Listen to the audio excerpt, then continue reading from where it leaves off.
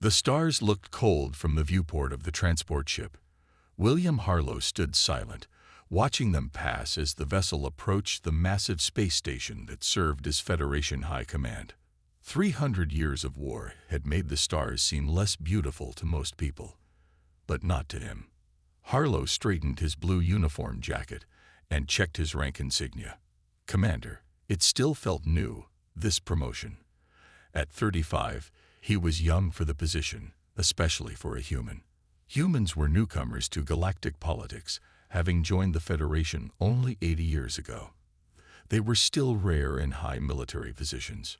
"Commander, we're docking in 5 minutes," said the pilot over the intercom. Harlow nodded even though the pilot couldn't see him. His stomach tightened. He knew why he had been summoned. The war with the Vexeri Empire had reached another stalemate, another dead end. The Federation needed fresh ideas, and humans had a reputation for thinking differently. The ship shuddered slightly as it connected to the docking bay. Harlow grabbed his small bag and walked to the exit. The door opened with a soft hiss, revealing a tall, blue-skinned Centaurian officer waiting for him. "Commander Harlow, I am Major Zinn. Please follow me. The Council is waiting." Harlow followed the Major through gleaming corridors filled with officers of different species. Many turned to look at him, some with hope, others with doubt. Humans were still a curiosity, especially in command roles. Major Zinn stopped at a large door marked Council Chamber in 12 different languages. "They're ready for you," he said, stepping aside. The chamber was huge, with a circular table in the center. Around it sat the highest-ranking officers of the Federation, admirals and generals from 20 different worlds. At the head was Grand Admiral Loxon, an ancient Duresi with gray skin and 6 eyes that had seen more battles than anyone in the room. "Commander Harlow," Loxon's voice echoed through the chamber. "Step forward." Harlow walked to the center of the circle, standing tall despite the weight of all eyes on him. "Do you know why you are here?" asked Admiral Loxon. "I believe so, sir. The war." 312 years, said a Valerian admiral to Loxon's right. "We have been fighting the Vexari for 312 years. Trillions dead, hundreds of worlds destroyed, and nothing to show for it," added another officer. "We advance, they push back. They advance, we push back. An endless cycle." Loxon nodded slowly. "Last month, we lost the Kateri system. A major shipyard, gone. But something unusual happened during that battle. A small Federation ship, the U.S. Dauntless, under your temporary command, managed to evacuate 6,000 civilians despite being surrounded by Vexeri cruisers." Harlow remained silent.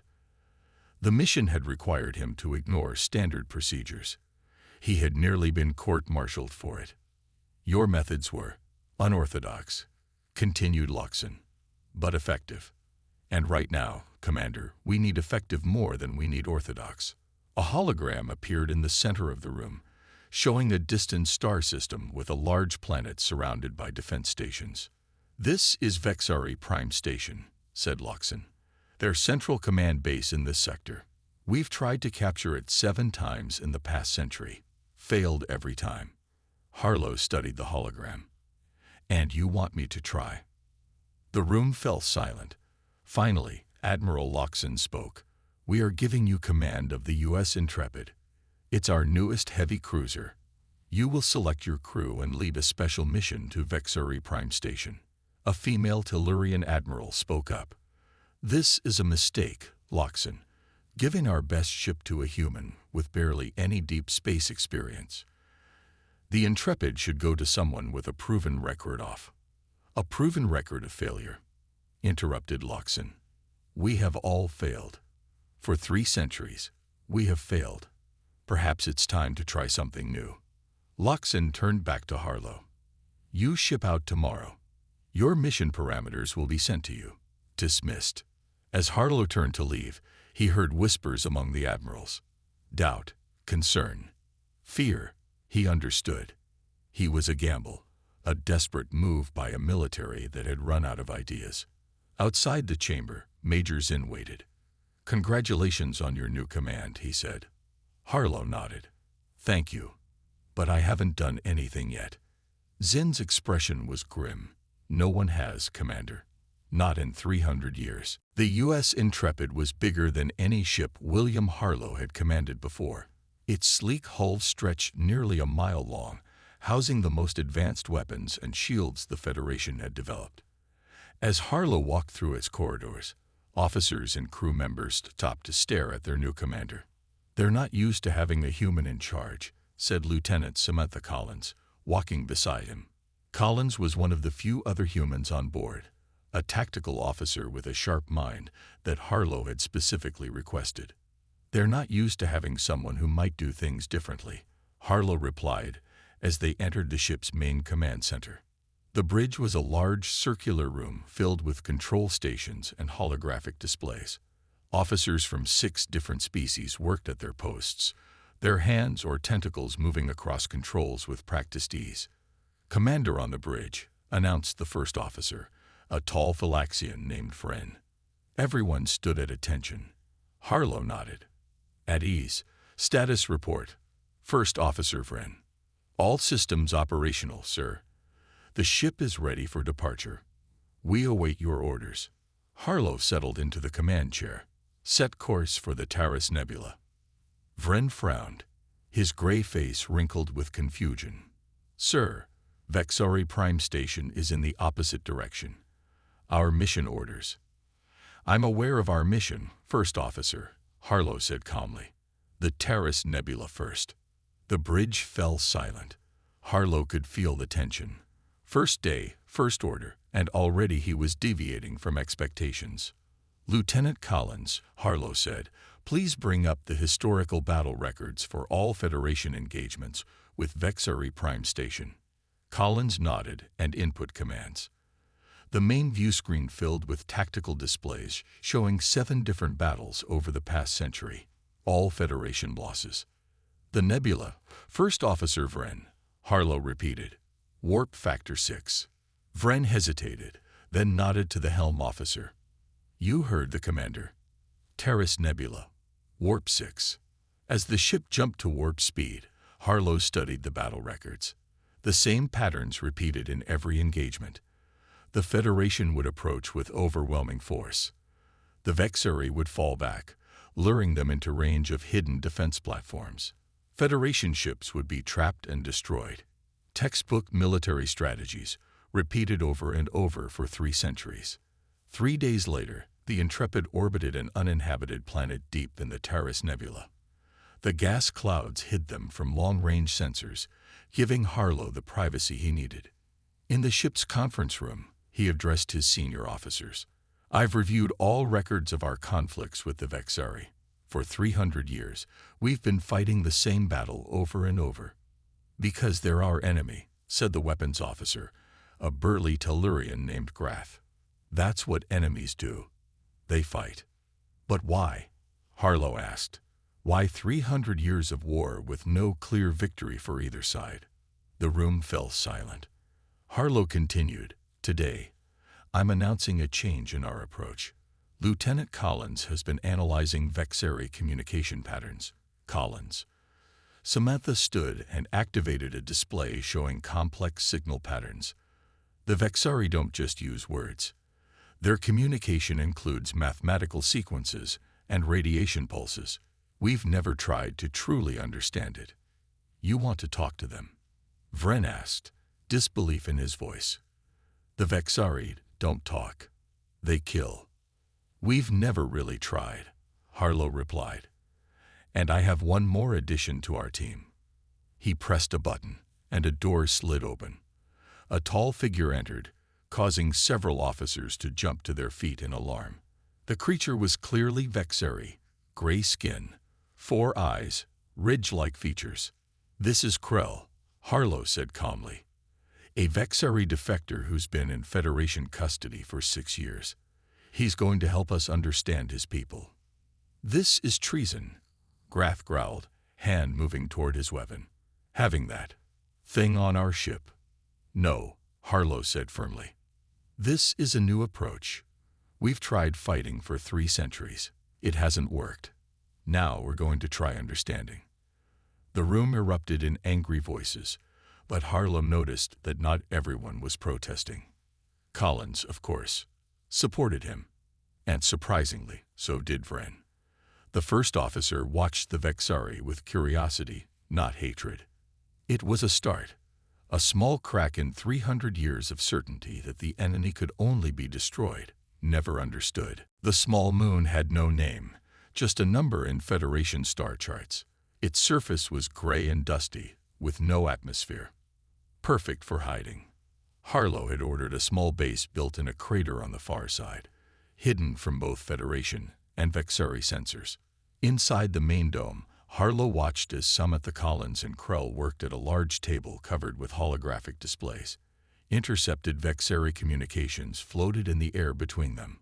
"This pattern keeps repeating," Collins said, pointing to a series of light pulses. "It's not just words. It's almost like music." Krell's 4 eyes blinked in sequence. "It is music, in a way. My people do not separate words from mathematics or art. All communication is connected." Harlow had come to respect the Vexari defector over the past 2 weeks. Krell had been a scientist before fleeing his people, disgusted by the endless war. "Can you teach us to speak back?" Harlow asked.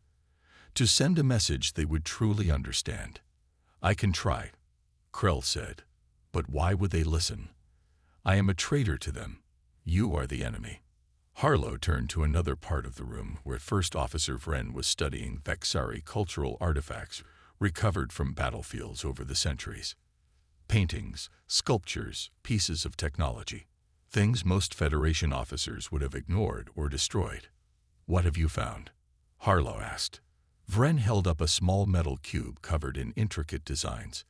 "This appears in many forms, always the same basic shape and patterns, but made from different materials. It must be important to them." Krell moved closer, his tall frame casting a shadow over the table. "The eternal cube. It represents the great cycle." "What cycle?" Collins asked. "The cycle of all things. The Vexari believe everything must follow its destined path. The war with your Federation is part of that path." Harlow frowned. "Are you saying they fight because of religious beliefs?" "Not religion as you understand it. More, a certainty about how the universe must function." Krell's voice grew quieter. "The ancient texts speak of a time when the great cycle will end, when the outsider sees with inner eyes and takes the order that was always there." "A prophecy?" Collins asked.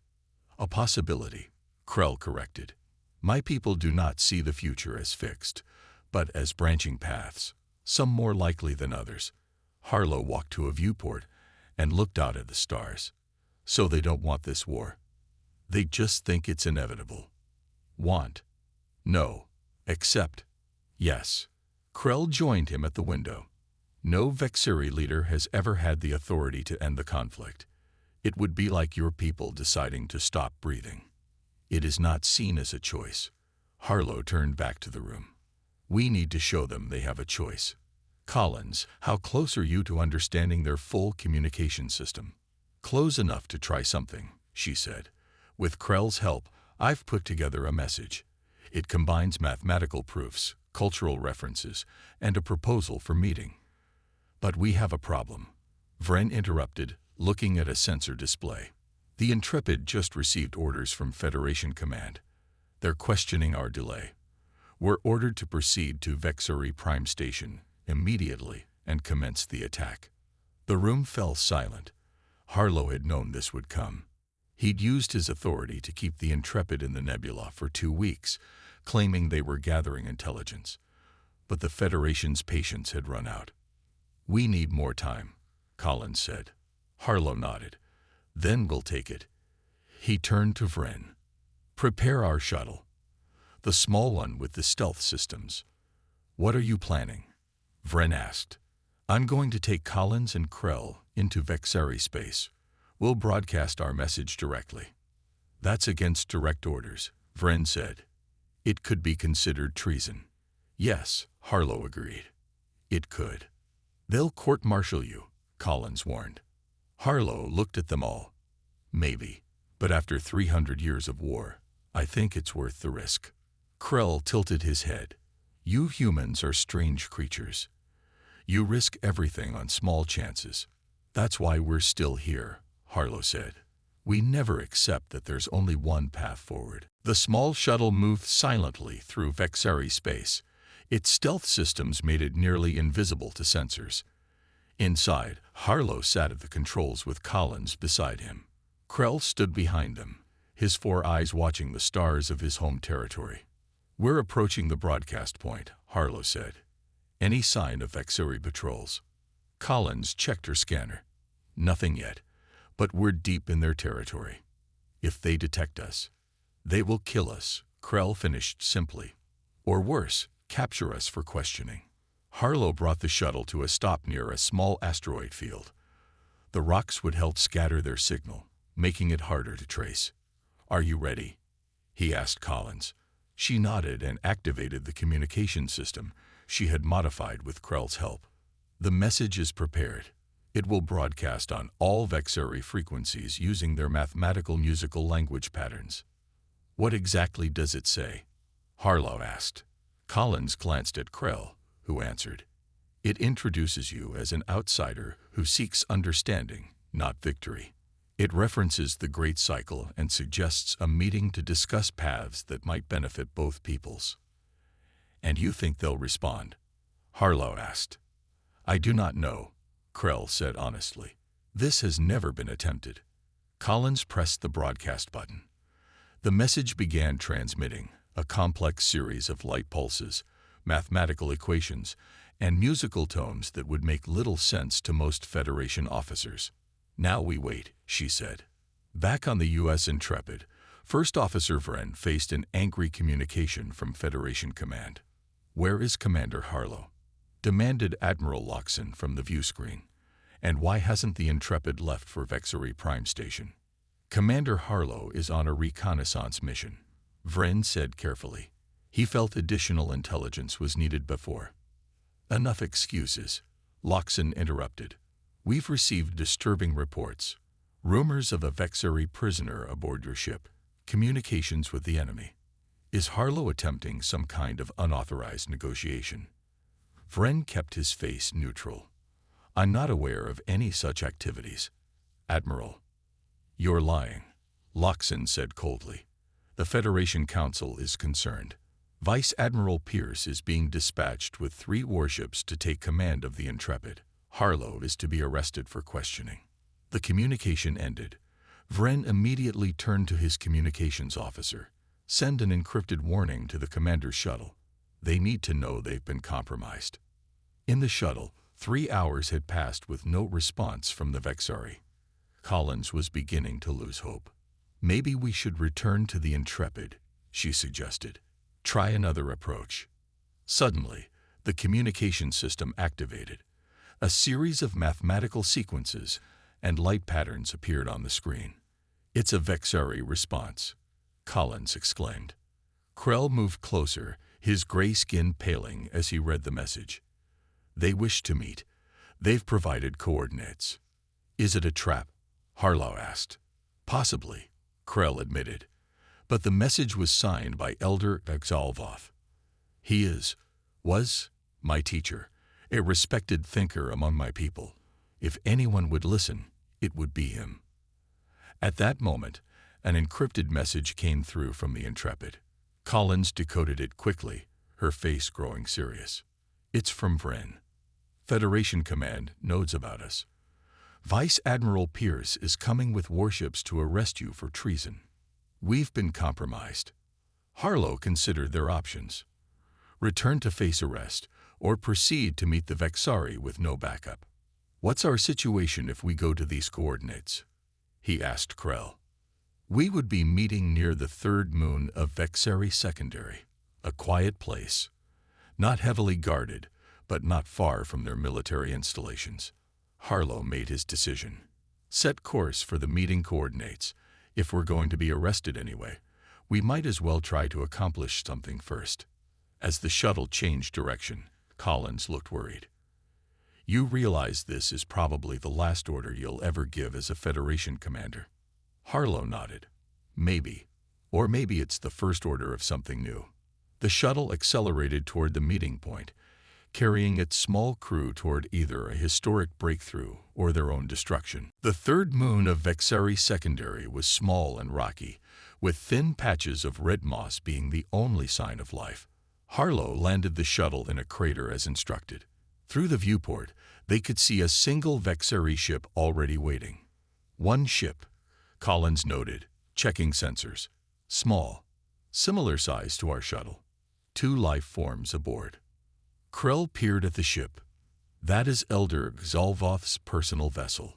He has come without military escort. A good sign, Harlow asked. Or a trap, Collins warned. They could have weapons hidden on the surface. We've come this far, Harlow said, standing. Let's not turn back now. He checked the small sidearm at his hip. Not that it would help much if this was an ambush. They put on light environment suits. The moon had just enough atmosphere to avoid needing full space gear, but not enough to breathe comfortably. They stepped out onto the dusty surface as a door opened on the Vexari vessel. 2 figures emerged.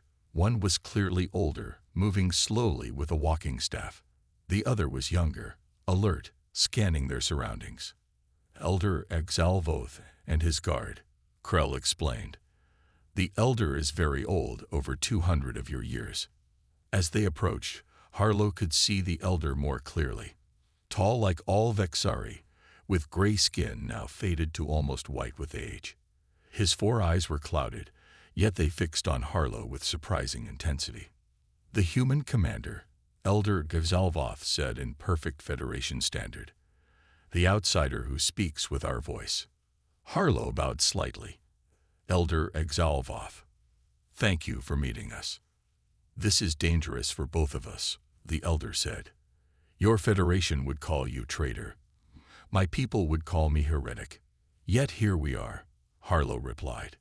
The Elder gestured to a flat rock formation. Let us sit and speak while we can. As they settled on the rocks, Collins kept a wary eye on their surroundings, while the Vexari guard did the same. Krell, the Elder acknowledged his former student. You found your new path. I could not continue supporting the war, Krell said. There must be another way. Perhaps there is, the Elder said, turning back to Harlow. For 3 centuries, no Vexari leader has had the authority to end this conflict. Our society is bound by the Great Cycle, the patterns that we believe govern all existence. But you contacted us, Harlow said. Why? Because your message was different, not the usual threats or demands. You spoke our true language, mathematics, music, pattern. And you, human, are something unexpected. Unexpected how? Our oldest texts speak of an outsider who would come when the cycle has run too long. One who sees with inner eyes and can take the order that was always there. The Elder leaned forward. For centuries, we assumed this referred to some future Vexari leader. But what if it meant someone from outside our society entirely? Humans are newcomers to this galaxy. You think differently. Before Harlow could respond, Collins' scanner beeped. Commander, we have multiple ships dropping out of warp. Federation signatures. Almost simultaneously, the Vexari guard spoke urgently to the Elder in their language. Vexari warships are also approaching, Krell translated. We've been discovered by both sides. The Elder stood quickly for someone so old. We must leave. Separately. But this meeting cannot be the last. Where can we go? Harlow asked.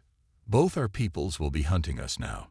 The Elder handed Harlow a small device. These are coordinates to a place neither Federation nor Vexari go. The ruins of the ancestors. Go there. I will find a way to contact you again.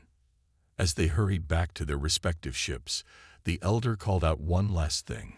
Remember, Commander Harlow, the cycle speaks of taking order not by force, but by understanding what always existed. Minutes later, both ships shot away from the moon in opposite directions, racing to escape the forces converging on them from both sides. The coordinates led to a small, unremarkable planet in an empty sector of space. No Federation or Vexari outposts existed for light years around it. As Harlow guided their shuttle into orbit, sensors showed ancient ruins covering large parts of the surface. No life signs, Collins reported, but there's a stable atmosphere and surprisingly intact structures. These ruins are old, very old. The ancestors, Krell said with awe in his voice. Both our peoples have legends about them, a civilization that existed long before either of ours. They landed near a massive structure that rose above the others. Once a grand building, it now stood open to the sky, its roof long gone. Yet its walls, made of a strange silvery material, remained perfectly intact. We should be safe here for now, Harlow said as they stepped out of the shuttle. Both the Federation and Vexari vessels lost track of us when we masked our warp signature. For how long? Collins asked. Vice Admiral Pierce won't give up easily. He's built his career on this war. Neither will the Vexari High Command, Krell added. Elder Exalvoth is likely already being hunted as a traitor. They entered the ancient structure. Inside, the walls were covered with intricate patterns and symbols, somehow still glowing faintly after thousands or perhaps millions of years. Can you read any of this? Harlow asked Krell. Some symbols are similar to ancient Vexari script. Others resemble early Federation languages.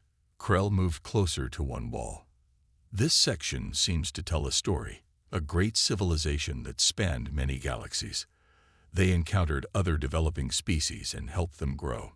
Collins had taken out a scanner. There's energy still flowing through these walls. Very faint, but definitely active. This place isn't dead. Harlow touched one of the glowing patterns. The moment his fingers made contact, the entire wall lit up brightly. The patterns began to shift and move, forming new shapes. What did you do? Collins asked, stepping back. Nothing. I just touched it. Krell moved closer, fascinated. It's responding to you, to human touch. Perhaps because your species is new or different. The patterns on the wall settled into what looked like a map of the galaxy. Certain points glowed brighter than others. That's Federation space, Collins said, pointing to one section. And that must be Vexari territory. Between the two regions, a thin line pulsed. The border, Harlow said. The battle line that hasn't moved in 3 centuries. As they watched, other lines appeared across the galaxy map. Ancient borders, long-forgotten conflicts, all pulsing in the same rhythm. There have been other wars like ours, Krell realized. Other conflicts that lasted for centuries. Collins moved to another wall where symbols were appearing. She studied them, comparing them to her translator.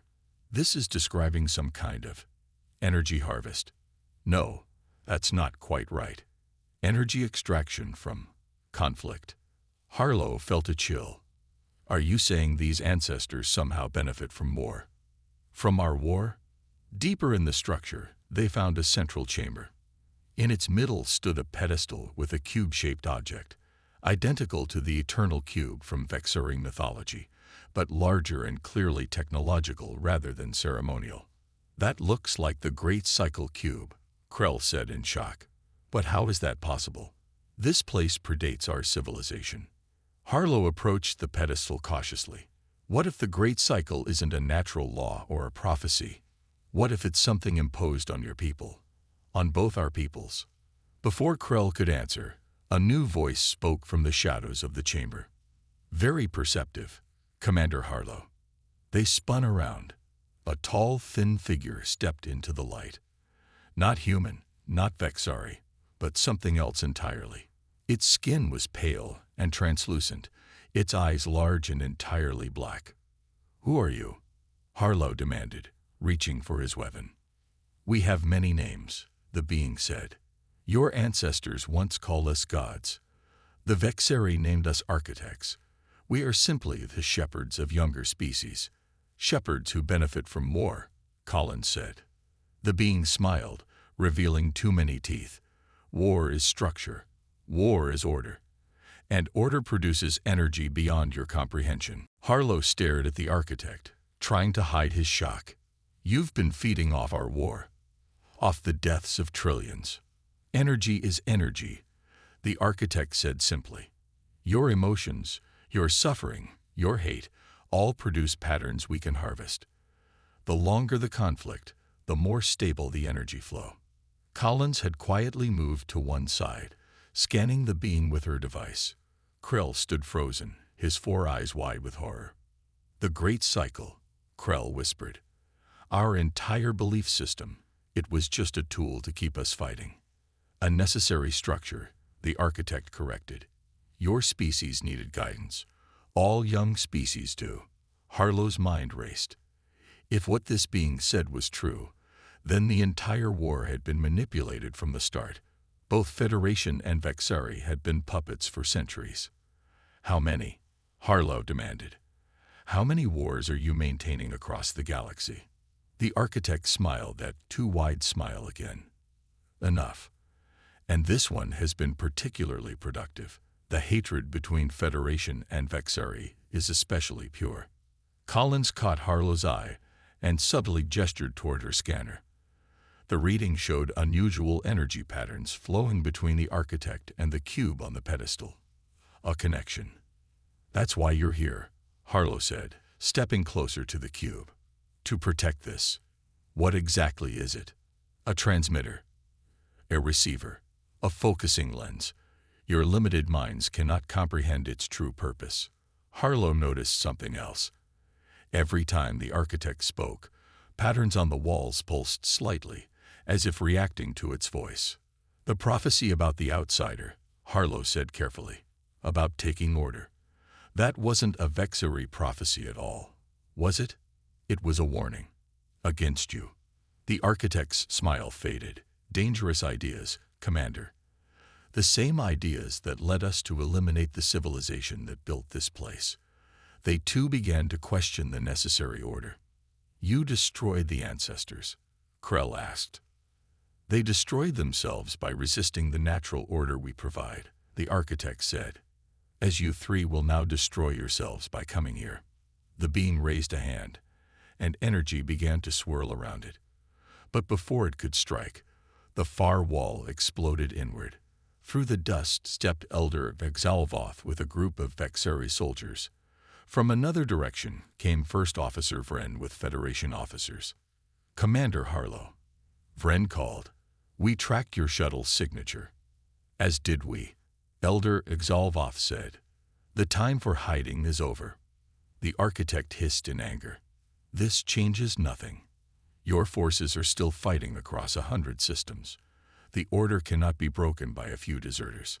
Harlow looked from the Federation officers to the Vexari soldiers, then to the cube on the pedestal. A plan formed in his mind. Collins, he said quickly, can you use this place's systems to broadcast to both fleets? To every ship in both the Federation and Vexari forces? She nodded. The energy patterns here are similar to subspace communications. If I can interface with them, yes.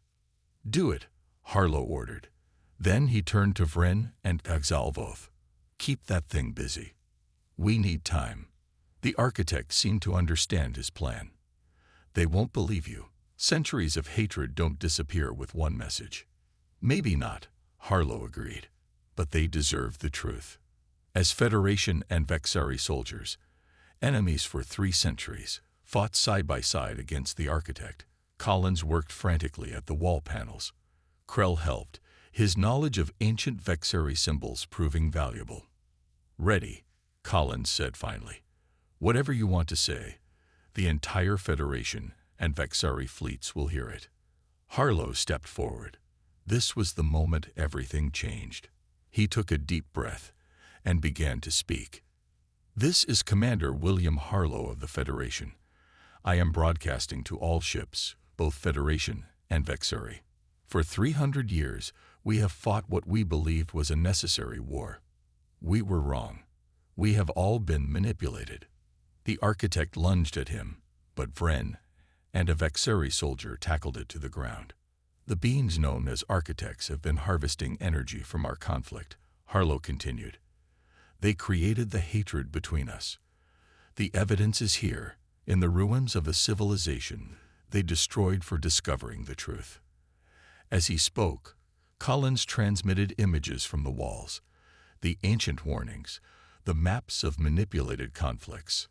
The war ends today, Harlow declared, not through victory, but through understanding, through taking back the true order that was stolen from us. The days that followed were chaos and wonder combined. Throughout Federation and Vexari space, fighting stopped as ships received Harlow's broadcast. Some captains refused to believe it, but most were swayed by the evidence Collins had transmitted from the ancient ruins. The architect had not been alone. Others of its kind appeared across both territories, attempting to maintain the conflict. But once exposed, their influence weakened. The illusion of inevitable war began to shatter. 1 month after the broadcast, Harlow stood in a newly constructed meeting hall built on neutral ground between Federation and Vexari space. Representatives from both sides filled the room. Elder Gagzalvoth sat opposite Admiral Loxon, both looking tired but determined. The peace talks are proceeding better than expected, Collins said, joining Harlow by a large window overlooking the stars. Even Vice Admiral Pierce has stopped arguing against it. He had little choice, Harlow replied. Too many people on both sides were ready for this war to end. They just needed to know it was possible. Krell approached them, now wearing the formal robes of a Vexari diplomat, rather than the plain clothes of a defector. My people are still struggling with the truth about the Great Cycle. 3 centuries of belief doesn't vanish overnight. Nor does hatred, Harlow acknowledged, but it's a start. First Officer Vren, who had risked his career to help Harlow, joined their small group. The Federation Council has made its decision about you, Commander. Harlow nodded. He had expected a court-martial for his actions, despite their positive outcome. And they're creating a new position, Joint Commander of the Combined Fleet. Combined Fleet? Collins asked. Federation and Vexari ships working together to hunt down the remaining architects, Vren explained. And they want you to lead it, Harlow. Before Harlow could respond, the main doors opened.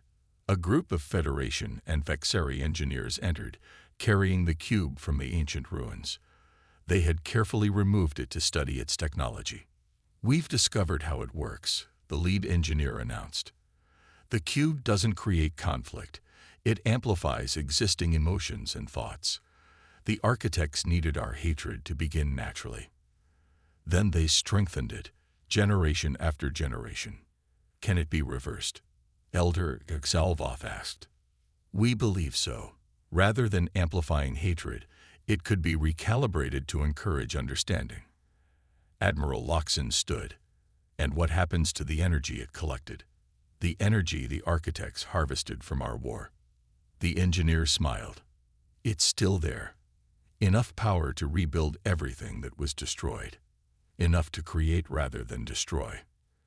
Later that evening, Harlow stood alone on a viewing platform, watching Federation and Vexari ships move peacefully in the same space for the first time in 3 centuries. It still seemed unreal. Taking it all in, Collins asked, joining him. Trying to, he admitted. This isn't how I expected things to end when I was summoned to Federation Command. End. She laughed. This is just the beginning. Harlow smiled. Joint Commander of the Combined Fleet. What do you think? I think taking orders suits you, she replied, though not in the way anyone expected. A small memorial had been erected at the entrance to the meeting hall. Harlow could see it from where he stood. It honored the trillions lost in the long war. At its base, words in both Federation Standard and Vexari script read, "The war lasted for centuries until a human officer took order, not by force of arms, but by force of understanding." Understanding, Harlow repeated. That's what it always comes down to, isn't it? Seeing past what we're told to what actually is. As Federation and Vexari representatives continued their talks inside, new star charts were being drawn. Borders that had been battle lines were becoming trading routes. Ships designed for war were being repurposed for exploration. "What do you think the architects will do now?" Collins asked. Harlow looked out at the stars. "Look for another conflict to feed on, which is why we need to find them first." "We will," Collins said confidently. "After all, we have something they don't." "What's that?" She smiled. "An order worth fighting for."